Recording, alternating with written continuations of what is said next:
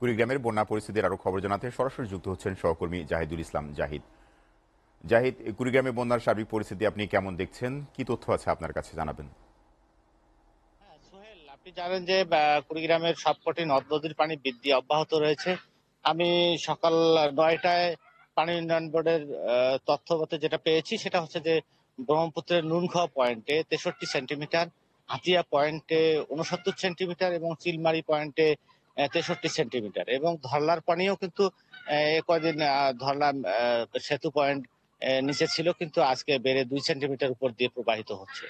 এই পানি বৃদ্ধির ফলে প্রায় 20,000 পরিবার পানিবন্দী হয়ে পড়েছে। 20,000 পরিবারের 80,000 মানুষ, এরা খুব মানবেতর জীবনযাপন করছে, এবং অনেকের ঘরে পানি, যাদের ঘরে পানি থাকতে পাচ্ছেন না, তারা উঁচু স্থানে আশ্রয় নিয়েছে। আর যাদের নৌকা আছে বা ভেলা তৈরি করেছেন, তারা অনেকেই সেখানে অবস্থান করছেন।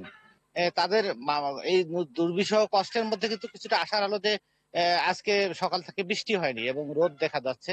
এটা একটি আশার আলো, কারণ কয়েকদিন পানি থাকার পাশাপাশি বৃষ্টি থাকার কারণে তাদের কষ্টটা অনেক বেশি হয়েছিল। এই বৃষ্টি না হয় তারা কিছুটা স্বস্তি ফিল করছে, এবং আমি এই বিষয়ে পানি উন্নয়ন বোর্ডের সঙ্গে কথা বলেছি। পানি উন্নয়ন বোর্ড আমাকে জানিয়েছেন যে 72 ঘন্টা পানি বৃদ্ধি অব্যাহত থাকতে পারে ব্রহ্মপুত্রে। এটা তারা ধারণা করছেন, এবং এই 72 ঘন্টা পরে তারা সতর্কবার্তা দিতে পারেন যে পরবর্তীতে কি হবে। আর এই বন্যার্তদের জন্য আমি জেলা প্রশাসনের ত্রাণ শাখায় কথা বলেছি। ত্রাণ শাখা আমাকে জানিয়েছে যে গতকালই 500 মেট্রিক টন চাল এবং 20 লক্ষ টাকা বরাদ্দ পেয়েছেন। সেগুলো তালিকা সাপেক্ষে বিভিন্ন উপজেলায় উপজেলা প্রশাসনের কাছে হস্তান্তর করবেন, এবং সেখান থেকে চেয়ারম্যান মহোদয়ের মাধ্যমে সাধারণ মানুষের কাছে বিতরণ করতে একটু সময় লাগবে। সোহেল, এই ছিল আমার কাছে বন্যা পরিস্থিতির সর্বশেষ তথ্য।